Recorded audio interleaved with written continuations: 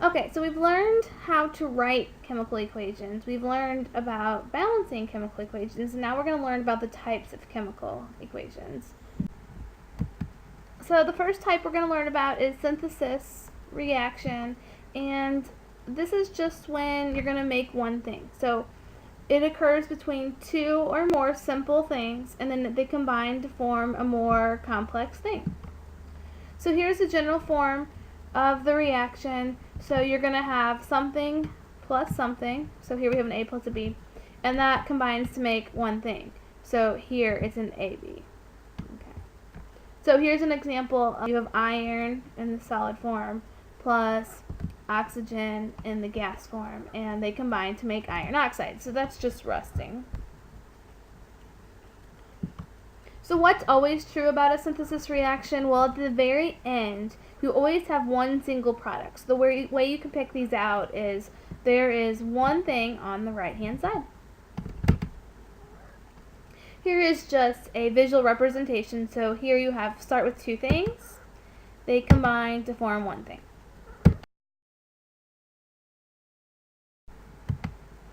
Okay, so now we have decomposition.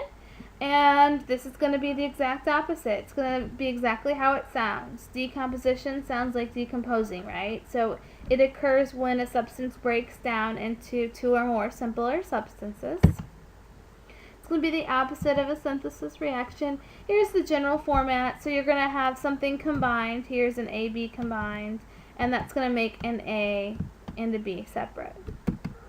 Here's an example of an equation. So you have water, and it would break down into the two parts that water is made out of, right? Hydrogen gas and oxygen gas. So what's always true of a decomposition reaction? Well, the reactant is always one single compound. Or, in other words, you'll have one single thing on the left side. Here's a visual representation. So you start with one thing, and then it's going to break down into more than one thing. Okay, so now we have a single replacement reaction. This is probably one of the harder ones to determine. You're going to have atoms of one element that's going to replace the atoms of another element in a compound. So here's the general format. So you're going to have one single thing by itself. So here we have an A plus a compound. So we have two things that are together. Here we're representing it by B and C. And then on this side, on the right side, they're switching places. Notice the A switched places with the B. Here's an example in a chemical format. So you have copper, and you have silver nitrate. And this is actually silver nitrate. And so the silver and the copper are going to switch places. On the right-hand side, we're going to have copper, nitrite, and silver.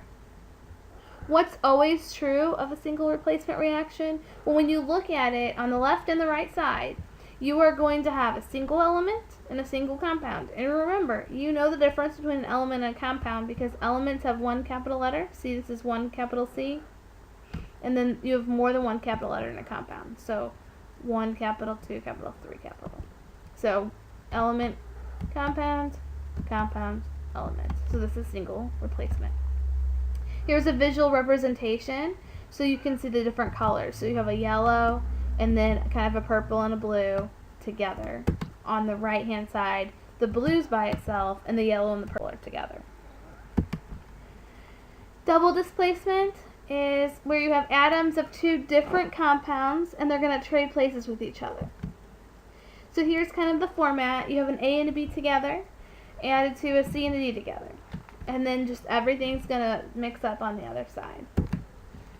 Here's an example of chemicals. So you have silver nitrate and potassium chloride, and that's going to make silver chloride and potassium nitrate. See, everything switches up.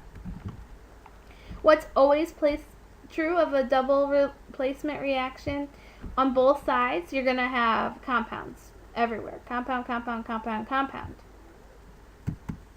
Here's just a visual representation. So we have yellow and kind of this orangey color plus purple and blue. And then on this side, you have yellow and blue together and orange and purple. So you see that they visually switch places.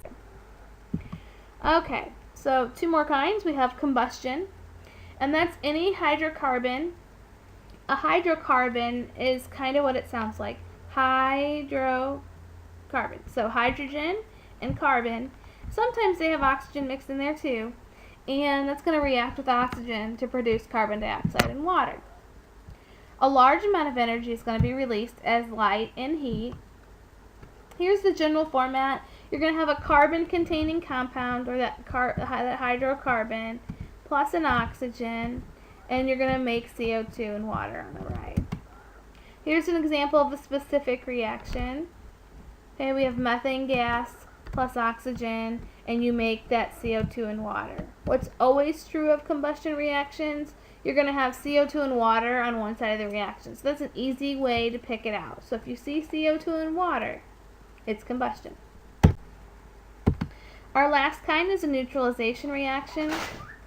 A neutralization is of an acid and a base producing water and a salt. The general format is you have an acid, and we haven't learned this yet, but an acid starts with an H.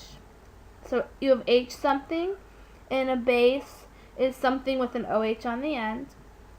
And then you're going to make a salt and water. And remember, salt it isn't NaCl. It is a metal with a halogen on the end. So here's an example. We have HCl, which is an acid, hydrochloric acid. And then we have NaOH, which is a base, sodium hydroxide. And then that's going to make a salt, which NaCl is a salt, that's table salt, sodium chloride. And then water. So what is always true about the neutralization reactions? How do you tell? Well, if they make water, but there's no CO2 with it, then that's going to be a neutralization. So all chemical reactions are going to involve energy, and they're either going to release it or absorb it. And it's going to be in the form of heat, light, sound, or electricity. And chemical bonds are that source of energy. And breaking bonds is going to require energy. And forming bonds is going to release energy.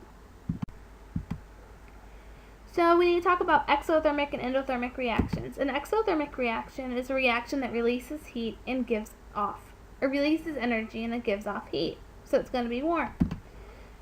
An exothermic reaction may also release energy in the form of light or sound. An endothermic reaction is a reaction that absorbs energy in the lowering of a temperature. So this is going to get cold. And it also could be reactions that need light to proceed, such as photosynthesis. So what is that process of trapping energy from sunlight? That's photosynthesis. What does photosynthesis make? It makes simple sugars or carbohydrates. Okay, so we're going to balance the equation of photosynthesis, and this reaction takes place in the presence of light, so don't forget that. So remember, the first thing we're going to do is we're going to write down all of the elements that are in the equation. So we have carbon, oxygen, and hydrogen, and oxygen appears again. And we're going to count them up.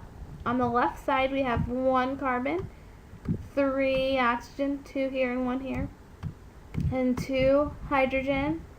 And on the right side we have 6 carbon, 12 hydrogen, and 8 oxygen. 6 plus 2 is 8. Okay? So I'm just going to write that in. So now we're going to start balancing. So the first place I would start was my C's. I have 6 here and 1 here, so I'd say to myself, what times 1 equals 6? And of course that's 6, so I'd put a 6 up here. And then I would change this, so I would change this to a 6. That's going to change my O, so of course we have 6 times 2, which is 12, but don't forget to add in this 1, so that would be 13 O's now. And then we need to balance our H's. You know, always save our O's for last, usually. So our H's, we have 12 on the right and we need 12 on the left. So we say to ourselves, what times 2 equals 12? Of course, that is 6, so we're going to put a 6 in there. Okay, so let's go ahead and fix our H's then. And we got to fix our O's again. So we have 6 times 2 is 12 plus 6 times 1 is 6. So that's 12 plus 6, which is 18. So we have a total of 18 O's on our left side. So let's move to our right side, balance that up. Our C's are balanced. Our H's are balanced. We just have to fix our O's. So we don't want to touch any of this because that's already, our C's and H's are balanced. So we're going to fix this one right here. We have 6 O's right here, which means we need 18 minus 6 O's right here, which is 12 O's. So we say to ourselves, what times 2 is 12? And of course that is 6. So we go and fill that in, change our O to 18, and we are balanced. We do need to add our little light there. And of course, if it's in the presence, if it requires light, then we put it right over the arrow. Okay. You could also put, CO2 plus H2O plus light. Okay, so now we're going to talk about cellular respiration. That's the opposite, right? That's the process of breaking down our food into energy. This is going to occur in the mitochondria in our cells.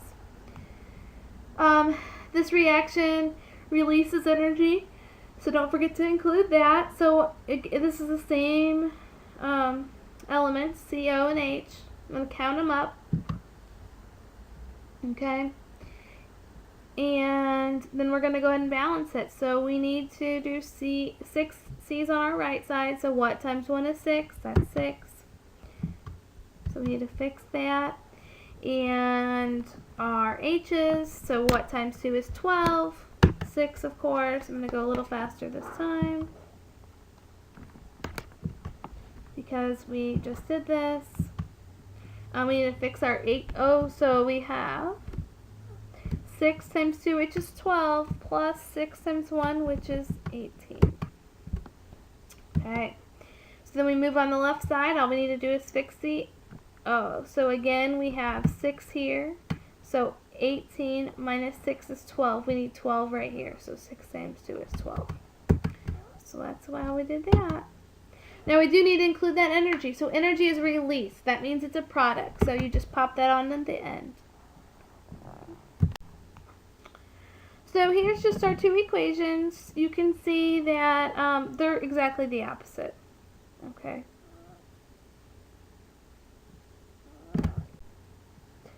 So question, is photosynthesis an endothermic or exothermic reaction? It's endothermic. Its product, glucose, has more chemical energy than its reactants, carbon dioxide and water. It requires energy from the sun. Okay.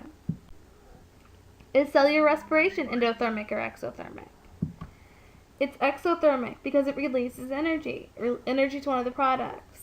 Okay, cellular respiration is a catabolic pathway. This means it takes bigger molecules like glucose and breaks them down into smaller ones, more stable molecules. Since glucose has more energy than the smaller molecules produced at the end of the cellular respiration, there is some extra energy left over, which is then stored as ATP. So here's the comparison chart for photosynthesis and cellular respiration.